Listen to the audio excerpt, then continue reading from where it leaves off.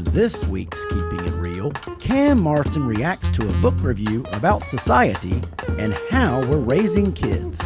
It's not the kids' fault, Cam says. It's definitely the parents. The Economist magazine reviewed a book called Infantilized, How Our Culture Killed Adulthood. The author, Keith Hayward, argues that Western society is keeping kids less mature than previous generations. He tells of a young lady who insisted on spelling the word hamster with a P. When corrected repeatedly, she called her mom, put her mom on speakerphone to tell her boss to not be so mean. That's laughable, but I've heard similar things. I work with employers to help them manage, motivate, and recruit employees. I hear stories like this, though the ones usually shared with me are the extremes. Is it true we are keeping kids less mature? I think maybe we are. Life stages are transition periods leading to a new phase of life. These transitions can happen quickly, like becoming a parent, or they can be a more drawn-out process, like moving into retirement. On the other side of the life stages, once it's complete, the person is usually changed. Their view of the world and their values have evolved through the life stage. I track several life stages using census data. It clearly shows that today's younger generations are going through the same life stages as previous generations, but at much older ages. Average ages for first marriages have increased nearly year over year since 1970. Young adults living with parents has increased sharply since 2007. Average age of mother at first birth continues to climb.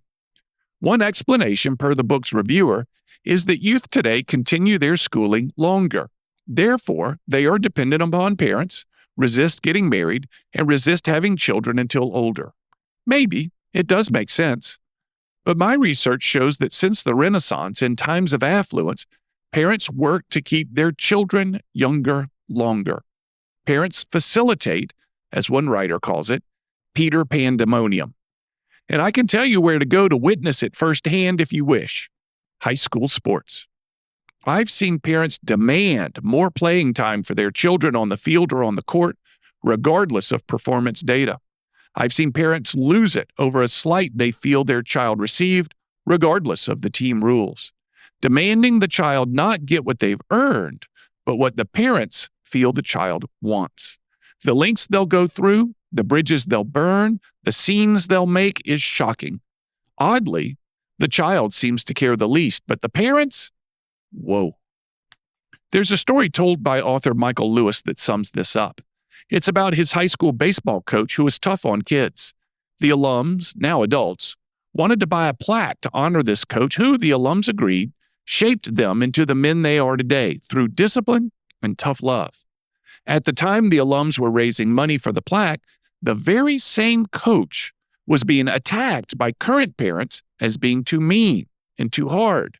The current parents demanded his resignation. It was the same coach. It was his same coaching, yet diametric opposite opinions of the effects of his methods. To oversimplify it, the book Infantilized argues that kids today are soft, maybe, but I promise you, they're not nearly as soft as the parents. Just ask a high school coach. I'm Cam Marston, just trying to keep it real. To hear more commentaries, search for Keeping It Real with Cam Marston on your favorite podcast app or follow Cam Marston on social media.